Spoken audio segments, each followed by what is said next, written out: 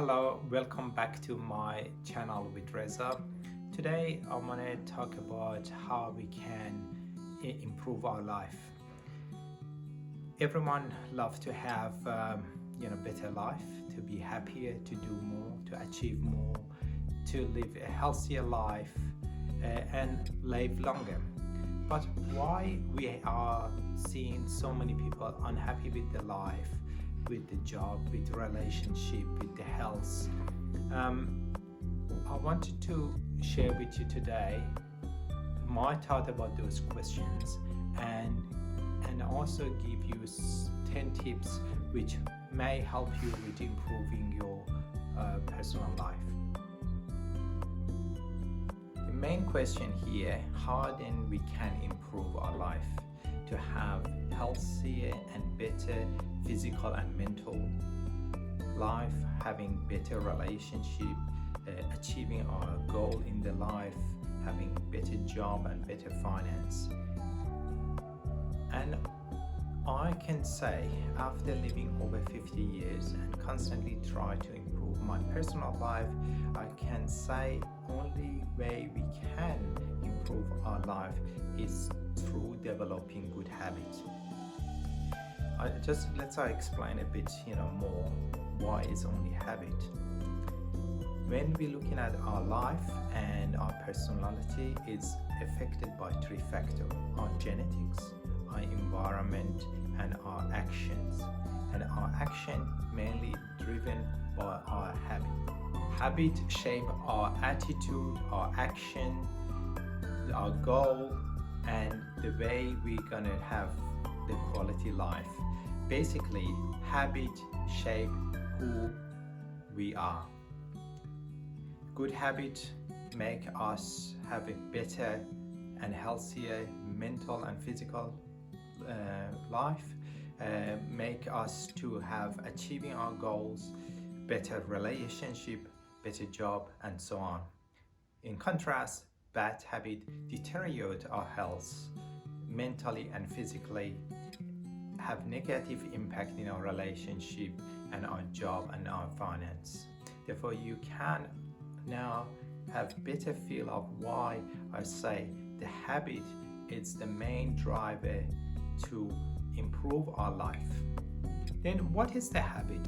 The habit is a repetitive and consistent action which we take without that much thought and energy. It's kind of autopilot.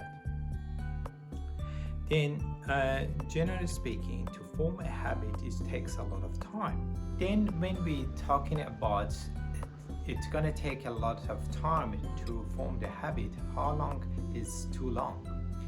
In paper published by Lalib in 2009 in a Journal of the European Social Psychology, she demonstrates it takes between 18 to 254 days and in average 66 days to form a new habit.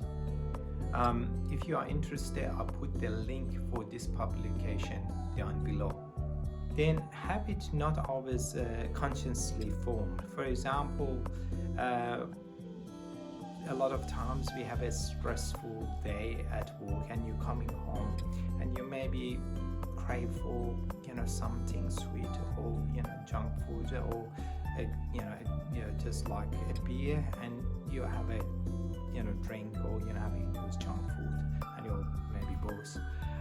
Then every time you have a stressful day, you come and actually you start to craving for a beer and junk food and you're gonna have it. And occasionally you come home and you have actually not bad day and you kind of a bit start to craving again and you're having beer and junk food in that day as well.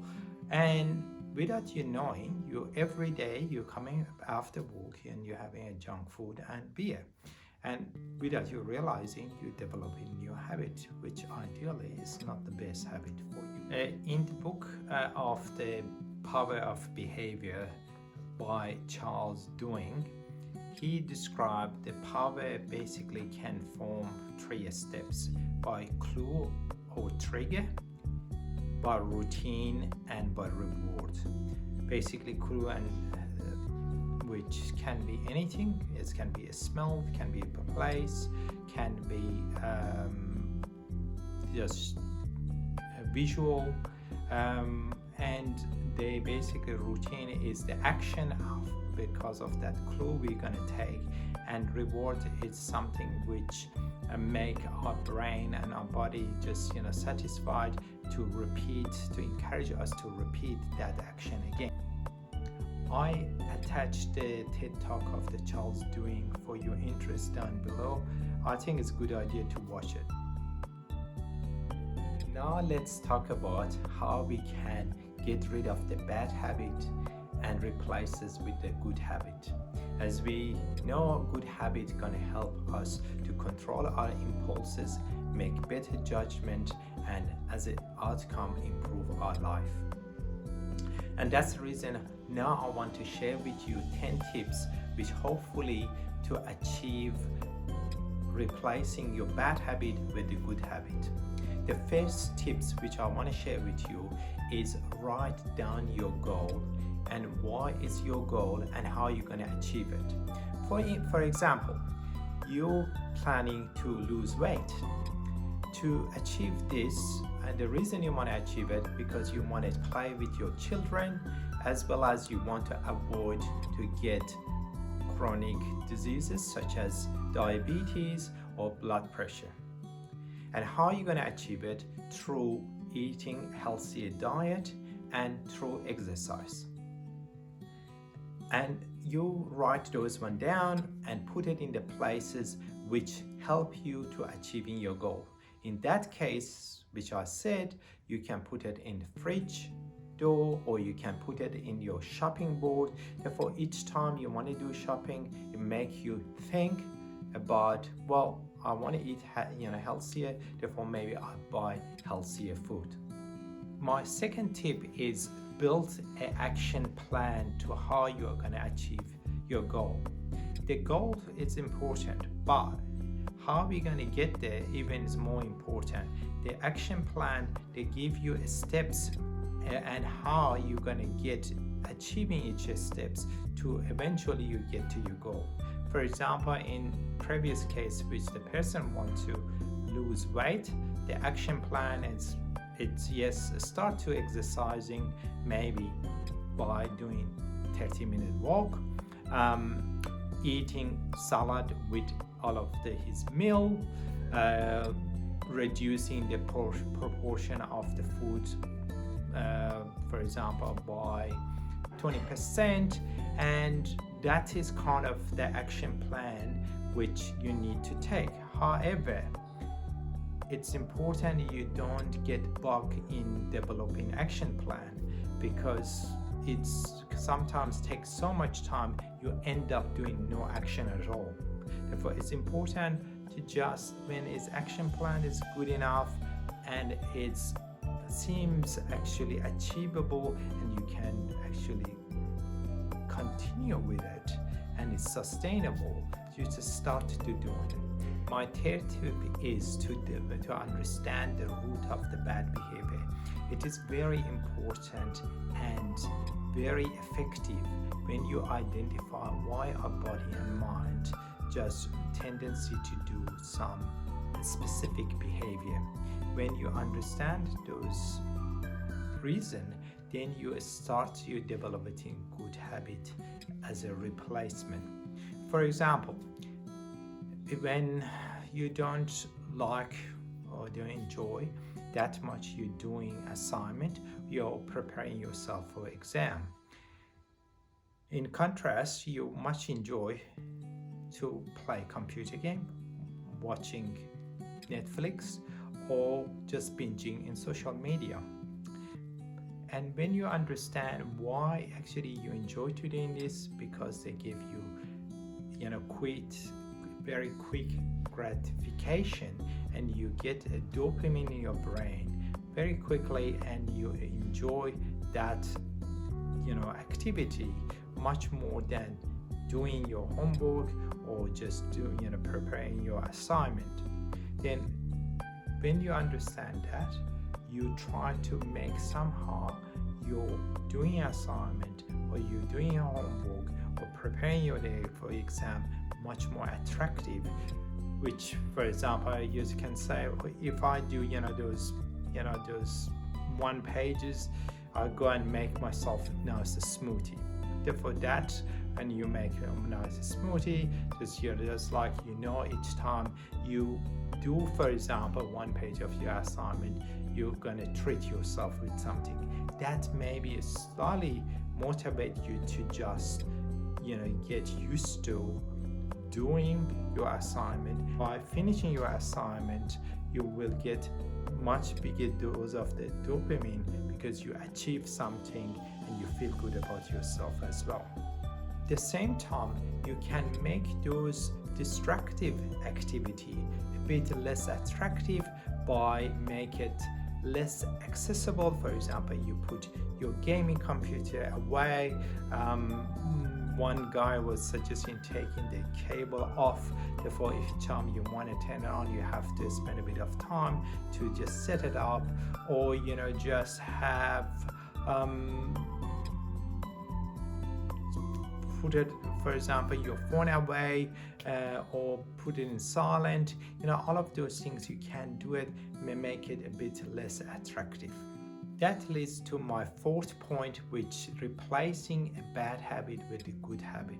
It is one of the easiest way to change a habit. For example, you coming home and you like to have bits of chocolate after your meal or before the meal, or having a glass of beer, here and there. Then to change it, you can have, for example, a bunch of mixed dry fruit and nuts instead, or having a piece of just a bowl of the fruit salad, and then you replace it slowly with those better habits. Or for example, instead of drinking beer or soft drink, you may want to drink a glass of sparkling water or fresh water with mint or lemon or lime, and that's slowly you replace that good habit instead of your bad habit. My next and 5th tips for you to identify the clue and tips for your behavior and habits. For example, you after work usually hungry, you're passing to going to home, there is KFC sign and the smell. This is a trigger. You see the sign, you smell, you drive there, and you start to eating one day, and after a few days and few months become automatically each time you just drop by and get some junk food and you eat it when you're driving home. Then how you can remove that trigger of sign and a smell, because you're going to be hungry, and that trigger to you, just go there and to eat. The easiest way to actually choose the different route to home, to actually not having a KFC shop in that route, and therefore you remove that basically trigger. Then how you can basically use the trigger to develop good habit. For example, if one of the trigger for you is your hunger after work, it's maybe you always carry an apple or some nuts or some healthier choices in your car instead of going to those fast food places. Maybe you can have that apple as you're driving home, or just having a bit of handful of nuts and just enjoy that one instead. My 6th tip is actually focusing on the process and little goal instead of the final goal. Changing the habit and usually takes a lot of effort and time and can be quite overwhelming. And that's one of the reasons so many people, even before starting changing the habit, basically they give up. Then we have to realize we don't need to change, drastically. We can change every day, a bit by bit. For example, if you want to lose weight, we can start to say, this week I'm going to start to cut my proportion of my meal by 10%, and I'm going to go for walk for 5 to 10 minutes every day. As the time passes, time magnifies the chance of the success or failure. Therefore, that's important to just think about the process, not about the goal, and we will get there eventually. It will take time. My 7th tip is develop a schedule for your new routine which you want to become a habit. For example, you have identified a routine, we have an activity which you like to be part of your daily habit or weekly habit. It's the best to allocate a specific time and even place and put it in your diary. And that is very effective way to developing good habit. The 8 tips to develop the good habits is measuring your progress. By measuring your progress and your achievement, you get more motivation to keep going with your basically routine, and hopefully encourage you to get faster to your goal. You can do this one manually by writing on notebook or a journal, or you can use the apps these days. For example, you can use apps to measure how many steps you done, what is your cardio recovery is, how much time you spend on different social media apps, or how much time you spend in particular games, and then you can track hopefully your progress. 9th tip is find accountable body for yourself. When you're having a network of the people around you, it's much easier to achieve your goal and developing good habit or get rid of your bad habit. Therefore, it's important to find a friend or the coach or a family or mentor to help you with that journey and make you more accountable to achieve the goal which you desire to fulfill. For example, in my case, when I decided to publish a video per week, I said to a couple of my friends about I'm planning to do it. I would like you to ask me, have I done it this week? And ideally, if you go and watch it as well and just give me your feedback.